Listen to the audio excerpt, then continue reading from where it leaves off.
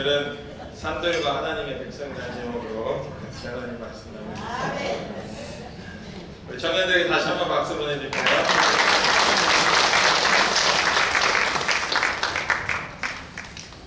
여러분, 제가 설교 준비를 하다가 옛날에 쓴 일기는 아닌데 조그마한 메모를 발견했습니다. 좀 혼자 읽었는데요, 그냥 굉장히 감동이 있어서 그냥 같이 한번 나눠볼까 합니다. 며칠 전에 잠깐 쉬면서 TV를 켰다. 예체능이라는 프로그램이 재방송되고 있었다.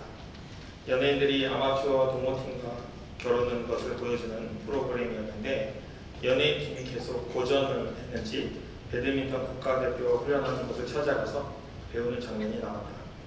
배드민턴 국가대표 선수들이 잘하는 것도 감탄할 만한 부분이었지만, 눈길이 꽂힌 곳은 그 선수들이 흘리고 있는 땀방울이었다. 하루에 12시간 이상씩 훈련을 하고 그 훈련을 하기 위해 모든 생활을 절제하며 자신을 다스리는 모습에 눈물이 흘렀다. 너무너무 큰 감명을 받았다. 그러면서 동시에 나는 뭐 하고 있나 하는 생각이 들었다. 나는 내가 속한 분야를 위해서 저만큼 시간을 투자하는가 하는 생각이 들었다. 노력을 아주 안 하는 것은 아니지만 솔직히 부끄러운 생각이 들었다.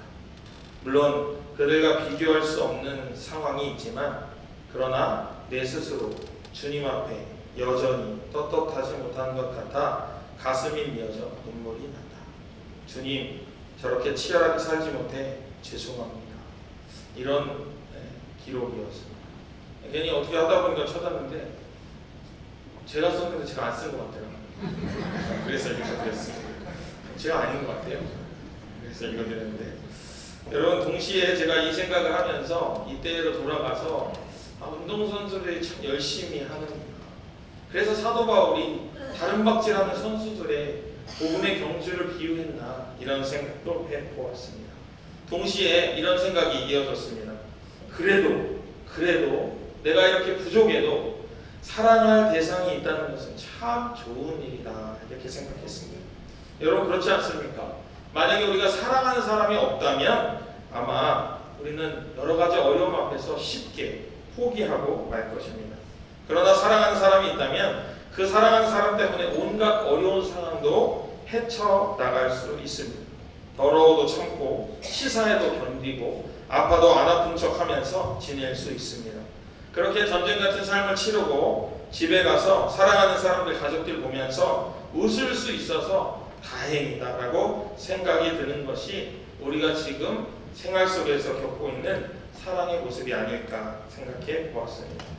그래서 주님께서 우리에게 그토록 사랑하라고 말씀하셨나 하고 생각해 보았습니다. 서울에 선한목자 교회라고 좀 큰 교회가 있는데요, 거기 유기성 목사님이 글을 쓴 것을 보았습니다. 예수님을 왕으로 모시겠습니다. 하나님, 제가 주님을 왕으로 모시겠습니다 라고 기도했더니 주님이 이렇게 응답하셨다고 해요. 너는 감당 못한다. 목사님들 얼마나 당황하셨겠어요. 그렇죠? 큰 교회 목사님인데 너무 초라하고 너무 자신의 모습이 연약한 것이 다시 확 드러난 것 같아서 가슴 아파서 울었다고 그렇게 기록되어 있어요. 그런데 응답은 거기서 멈추지 않았고 주님이 뒤에 말을 이어가십니다. 너는 예수님을 사랑해라, 이렇게. 그러니까 종이 돼서 주님이 시키는 일 다 하겠습니다. 그거 너는 감당하지 못해. 그러나 네가 사랑해서 뭔가를 감당하고자 한다면 그 일은 네가 할 수 있을 거다라고 그 유기성 목사님께 하나님이 말씀하십니다. 그렇게 응답을 듣고 보니까 유 목사님이 그 마음의 초라함과 속상함이 일시에 내려가면서 주님을 더 사랑해야겠다고 결정했다고 합니다. 그렇습니다. 인간은 너무 연약하고 보잘것없는 존재이지만 사랑하면 강해집니다. 사랑이 있으면 인간은 자신을 뛰어넘는 힘을 발휘합니다.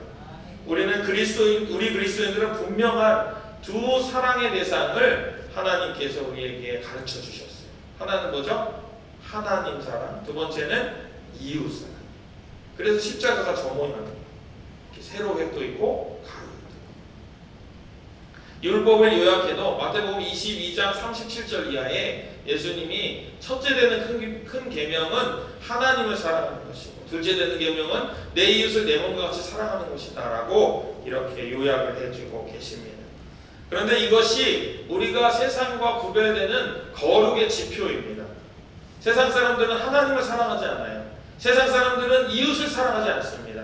세상 사람들은 자신만을 사랑하는 존재입니다.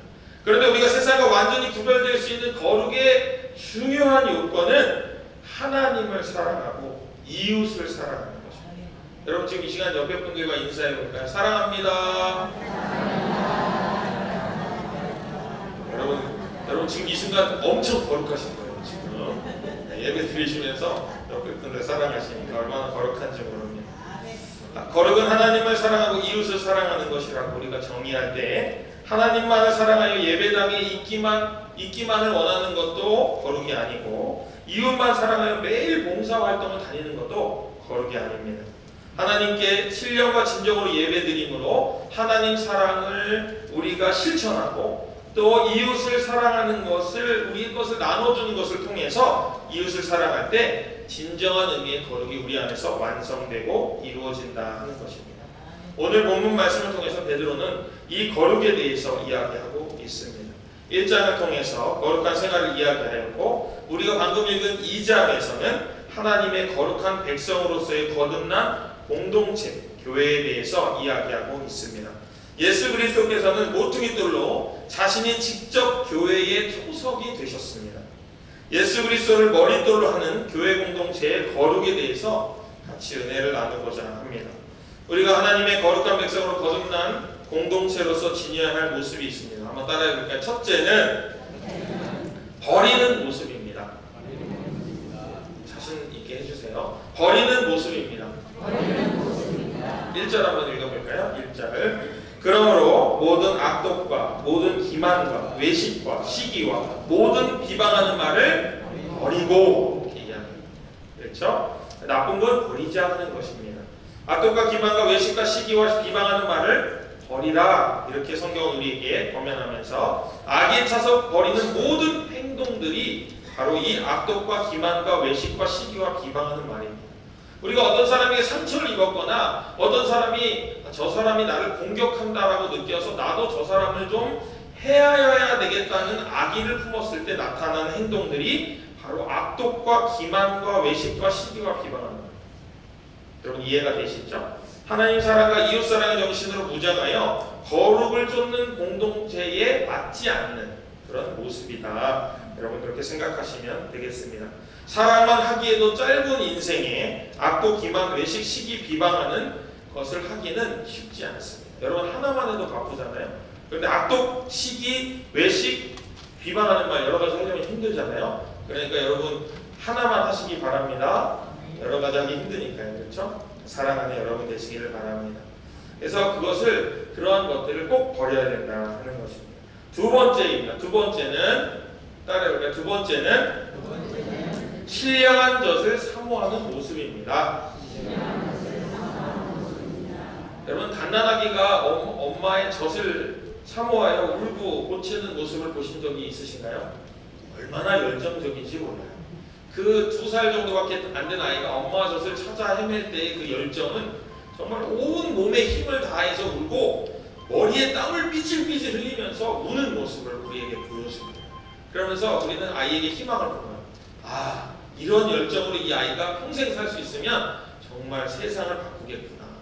아이가 이제 커가면서 좀 달라지는 모습이 있습니다만 우리가 성경에서 지금 얘기하고 있는 것은 우리가 그 열정을 회복하기를 바란다 하는 것입니다. 너무 재미있는 것은 여기에 사용된 순전하다라는 의미의 헬라어 아돌론이라고 하는 단어는 부정적두 아와 돌로스라고 하는 말이 합성된, 그러니까 우리가 말하자면 노 땡스 같이 부정한 말과 긍정하는 말이 합쳐져서 나오는 그런 말입니다. 그래서 부정과 부정이 합쳐질 말이죠. 부정하는 말과 부정이 합쳐져서 긍정을 의미하는 말입니다. 그래서 1절의 기만을 벗어나는 것을 이야기하기 위해서 베드로가 여기에 부정적도를 사용해서 부정적인 말을 사용하므로 부정에 부정을 덧붙여서 긍정하는 것을 극대화시키고 있는 것을 우리는 보게 됩니다.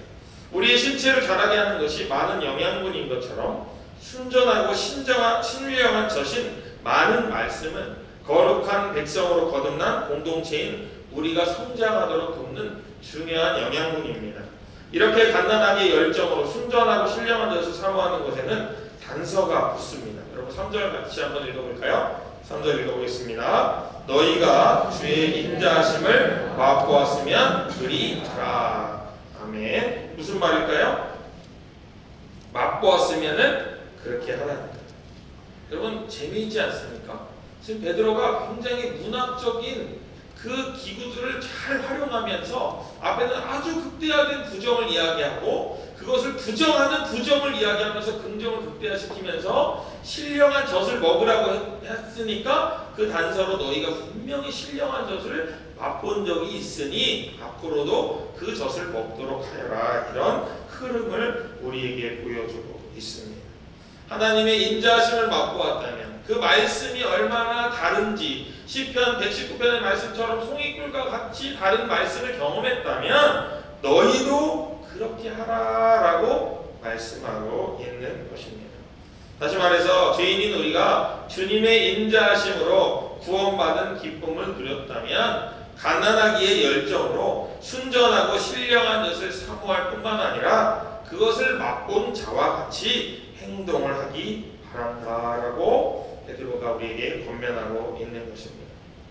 또 따라해볼까요? 세 번째는 따라해보겠습니다. 세 번째는 거룩한 제사장이 되는 것입니다. 여러분 구약에서 제사장은 하나님과 사람 사이에 있는 사람이었습니다. 죄 지은 사람을 대신해서 하나님 앞에 나아가서 희생제사로 그 죄사함을 하나님께 고해주는 역할을 하였습니다.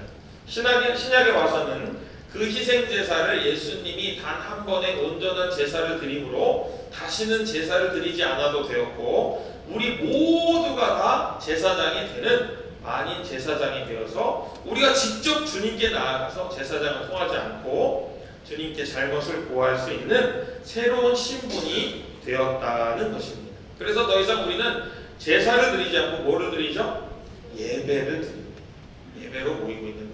만약에 예수님이 이것을 하지 않았다면 여러분 아마 매 주일마다 여기는 피냄새가 진동하게 돼요. 왜냐하면 양 잡고 소 잡고 닭 잡고 비둘기 잡고 맨날 이래야 되잖아요. 그렇죠? 그러지 않아도 된다는 것입니다. 그래서 오늘 말씀 9절에서 우리를 새로운 신분으로 부르고 있습니다. 여러분 9절 말씀 조금 길은데요. 한번 같이 읽어볼까요? 9절 말씀입니다. 그러나 너희는 택하신 족속이요 왕같은 제사장들이요 거룩한 나라요 그의 소유가 된 백성이니 이는 너희를 어두운 데서 불러내어 그의 기이한 빛에 들어가게 하신 이의 아름다운 덕을 선포하게 하려 하심이라. 아멘. 자, 우리 세 가지 직분으로 새롭게 부르고 있습니다. 첫 번째 뭘까요? 우리는 택하신 족속입니다. 여기서 택하신 분은 누굴까요? 우리를 누가 택하셨죠? 하나님이 택하셨어요. 족속이란 말은 혈통이다라는 말이죠. 여기서 혈통. 그러면 우리가 하나님의 혈통이잖아요. 그러면 우리가 어떻게 하나님의 혈통이 될까요? 예수님이 십자가에서 보혈을 흘려주셨기 때문에 우리가 그 보혈의 혈통에 들어갑니다. 그래서 우리는 그리스도로 한 혈통을 이루게 되는 것입니다. 그래서 우리가 이것을 예수 그리스도께서 피값으로 우리를 사셨다 이렇게 이야기하는 것이 바로 우리가 그리스도의 혈통이 되었다는 말입니다. 그러면 다음으로 우리는 왕같은 제사장입니다. 왕과 제사장의 직분을 모두 가지신 예수 그리스도를 따라 우리도 왕같은 제사장입니다. 여러분 왕과 제사장의 직분이 나누어져 있었잖아요. 여러분 기억하시는 대표적인 사건이 사울이 사무엘을 기다리지 못하고 자기가 그냥 왕일 뿐인데 제사를 들어가지고 하나님께 책망을 받았잖아요. 그렇죠? 그때는 그렇게 역할이 구분되어 있었어요. 그런데 예수님이 오심을 통해서 예수님은 왕같은 제사장이신 거예요. 그래서 우리도 왕같은 제사장으로 지금 부름을 받고 있는 것입니다. 그래서 우리는 장차 예수 그리스도와 함께 만국을 치리하며 만왕의 왕 되신 예수 그리스도를 예배하는 자가 되어야 한다 하는 것입니다. 세 번째로 거룩한 나라요 그의 소유가 된 백성입니다. 나라와 백성은 모두 왕에게 속합니다. 특별히 여기서 거룩하다는 표현은 구별되었다는 의미를 담고 있고, 소유가 된이라는 말은 특별한 대가를 지불하고 얻었다는 뜻을 담고 있습니다. 다시 말하면 우리는 구별된 나라요 특별한 백성입니다. 이렇게 바꿔서 읽을 수 있겠습니다. 특별한 대가를 지불하신 공로 때문에 우리가 특별한 백성이 된다 하는 것입니다. 우리가 이런 직분을 얻었음을 자각하는 것만큼 중요한 것이 이 직분의 목적입니다. 그 목적은 그 뒤에 나오죠. 어두운 데서 불러내어서 아름다운 덕을 선전하게 하려 하심이다. 이렇게 이야기합니다. 우리는 어두운 가운데 있었습니다. 그런데 빛이신 주님을 만나 새 생명을 얻었고 새 삶을 얻었으며 영생을 얻었고 복받는 존재가 되었습니다. 이것은 모두 하나님의 아름다운 덕입니다. 여기에 덕은 하나님만 가지고 드러내시는 하나님만의 속성을 이야기합니다. 우리가 이 덕을 경험하였다면 새 신분을 얻고 그 덕을 선전하는 사람, 곧 전도하는 사람이 될 수 있다 하는 것입니다. 이렇게 덕을 선전하고 새 신분을 얻은 우리를 베드로 사도는 이렇게 표현합니다. 우리 10절 말씀 같이 한번 읽어볼까요? 10절 말씀 읽어보겠습니다. 너희가 전에는 백성이 아니더니 이제는 하나님의 백성이요 전에는 긍휼을 얻지 못하였더니 이제는 긍휼을 얻은 자니라. 네.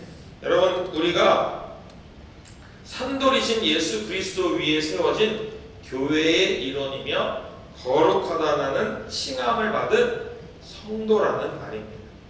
목사님께서 매주 새가족에 오면은 그 이름 앞에 성도라는 특별한 이름을 붙여주시니 감사합니다 이렇게 기도하시잖아요. 그게 제가 지금까지 설명한 많은 이야기들을 한 문장으로 딱 축약해서 목사님이 축복 기도를 해 주시는 거예요. 여러분, 우리가 이것을 기억하고 이것을 상기할 수 있다면 우리의 삶은 분명히 다른 삶과 구별될 수 있어요. 그러면서 우리가 어떤 것을 판단할 때 그 기준을 내가 이것을 선택하는 것이 하나님 사랑인가? 내가 이것을 선택하는 것이 이웃 사랑인가? 이것을 묻고 그것에 합당하게 선택할 수 있어야 된다 하는 것입니다. 현대사회는 다양화되고 다분화되는 시대입니다. 그래서 가치 판단이 어려워요. 그리고 뭐가 맞고 뭐가 틀리다라고 말하기가 어려운 상대적인 상황들이 많이 있어요. 그래서 요즘에는 종교들이 어떻게 하냐면 내가 니네 안 건드릴 테니까 니네도 나 건들지 마 이렇게 말해요. 옛날에는 막 좀 약간 종교 간에 싸움이 있었거든요. 근데 이제는 서로 건들지 말자 이렇게 얘기할 정도로 상대주의가 팽배한 시대가 되었어요. 그런데 그러한 시류에 우리가 부합해가지고 우리도 신앙을 상대적인 것으로 여기고 어쩔 수 없다라고 이야기한다면 우리의 신앙은 금방 퇴색되어 버립니다. 여러분, 하나님이 가나안 땅에 들어가는 이스라엘 백성들을 향해서 걱정하시고 염려하셨던 것은 무엇인가 하면 그들이 혼합주의에 빠질까봐 걱정했어요.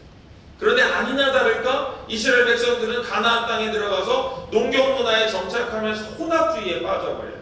그 혼합주의가 뭘 의미하냐면 광야에서 우리를 인도하신 여호와는 목양의 신이었다. 이제 우리가 농사를 짓게 되었으니 목양의 신이 아닌 농경의 신인 바알을 믿어야 된다. 그러면서 우리가 방황할 때는 야훼께, 우리가 농사를 지을 때는 바알께, 이렇게 혼합적으로 다다익선인 것처럼, 좋으면 좋은 것처럼, 많은 것이 좋은 것처럼 받아들이게 됐다는 거예요. 그런데 결코 그렇지 않다. 결코 그럴 수 없다. 우리가 가진 직분은 구별되어야 되는 직분이고 우리가 가진 유일한 이유와 목적은 그리스도여야 된다는 것을 여러분 믿고 고백하게 되시기를 주님의 이름으로 축복합니다. 우리가 그것을 고백할 때 우리는 이전과 완전히 다른 존재가 될 수 있습니다. 여러분, 아까 빛에 대한 얘기가 잠깐 나왔는데요. 제가 빛을 물리학적으로 좀 찾아보니까 여러분, 어둠이라는 것은 존재하지 않아요. 원래 어둠은 없는 거예요. 그냥 물리학에서 이야기하기를 어둠은 빛의 부재라는 거예요. 그냥 빛이 없는 상태를 따로 뭐라고 부르기가 뭐하니까 어둠이라고 칭했다는 거예요. 그런데 우리는 문학적인 장치로 어둠이 몰려온다, 어둠이 다가온다, 어둠이 나를 덮었다, 이러니까 어둠이 존재하는 것으로 여기지만 사실은 그렇지 않다. 우리가 구원을 얻고 예수 그리스도를 마음에 모셨다 하는 것은 우리 마음에 어두웠던 우리 마음에 전등불을 켜듯이 불을 딱 켜서 우리 마음이 밝아졌다는 것을 의미합니다. 여러분, 그러면 우리 마음이 밝아졌어요. 여러분, 우리가 무언가 사물을 봐야 되고 뭔가 생활을 하려면 빛이 꼭 필요한데 우리가 일부러 빛을 끄는 행동을 할까요? 하지 않을까요? 만약에 우리가 낮에 생활을 막 하고 있는데 불이 갑자기 딱 나갔어요. 그러면 어떻게 되죠? 생활이 멈춰져요. 얼마 전에 어떤 식당에서 우리 집사님들 식사하다가 불이 나갔대요. 그래가지고 어떻게 했는지 아세요? 거기 있는 손님들이 어떻게 했는지 아세요? 핸드폰 불 켜고 식사를 같이 마쳤다고 합니다. 이렇게 빛이 우리에게 중요한 것처럼 우리 마음에도 빛을 일부러 끄는 사람은 없어요. 그런데 우리가 어리석고 사단의 속삭임에 속아서 그 빛을 우리의 욕심과 바꿔치기 해서 불을 꺼버릴 때가 있다는 거예요. 지금 베드로 사도는 우리가 그렇게 할 존재가 아니라는 거예요. 우리는 예수님이 얘기하신 대로 세상에 빛이 되어야 되는 존재지 우리 마음의 빛을 껐다 켰다 하는 그런 연약한 존재가 아니라는 거죠. 사랑하는 여러분, 우리 마음의 불이 켜졌나 꺼졌나의 수준에 머무르는 것이 아니라 우리 마음의 불은 항상 켜져 있고 내가 어떻게 다른 사람에게 예수 그리스도의 빛을 비출까에 관심하시고 그 빛을 비추기 위해 노력하시는 더 품이 넓으신 우리 제일교회에 속한 모든 권속들 되시기를 주님의 이름으로 축복합니다. 그것이 바로 오늘 베드로가 우리에게 이야기한 택하신 족속이고 왕같은 제사장이고 소유된 백성이 행해야 될 모습이다 하는 것입니다. 우리는 결국 우리 마음에 불이 꺼졌나 켜졌나에 관심 갖는 것이 아닙니다. 우리 마음에 은혜가 있나 없나에 관심 갖기보다는 그 은혜가 있는 것을 믿고 신뢰하며 다른 사람에게 은혜를 전하려고 할 때 우리는 분명히 기름 부으심을 얻게 됩니다. 여러분, 혹시 침체를 경험하시는 분이 있다면 다른 사람에게 그 사랑을 증거해요. 내가 힘이 이렇게 없는데 다른 사람이 어떻게 증거할까? 염려하지 마시기 바랍니다. 하나님은 여러분을 통해서 역사하시는데 여러분을 채우시고 그 넘치는 분량을 통해서 다른 사람을 채우시기 원하시지 여러분이 가지고 있는 것을 다 쏟아서 다른 사람에게 주라고 하시지 않으십니다. 하나님은 그만큼 풍성하시고 그만큼 넓으신 분이시기 때문입니다. 사랑하는 여러분, 우리의 삶은 이렇게 우리의 것을 나눠줄 때 더 채워지는 경험하는 귀하고 복된 삶이 되어야 합니다. 이것이 그리스도인의 거룩한 삶입니다. 여러분, 사랑할 대상이 있다는 것은 너무나도 좋은 일입니다. 사랑할 대상을 위하여 마음을 쏟는 일에 열정을 품으시기를 주님의 이름으로 부탁드립니다.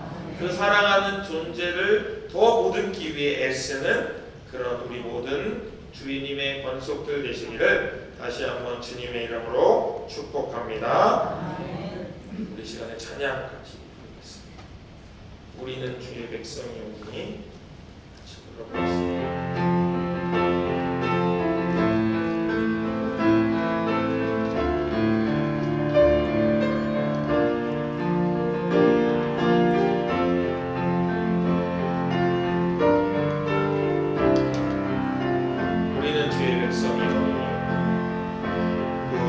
우리는 주의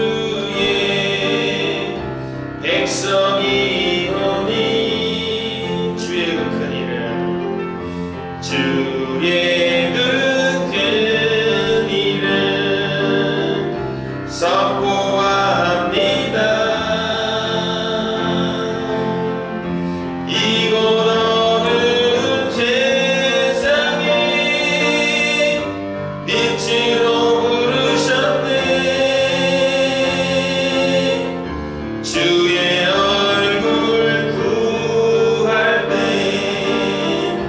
역사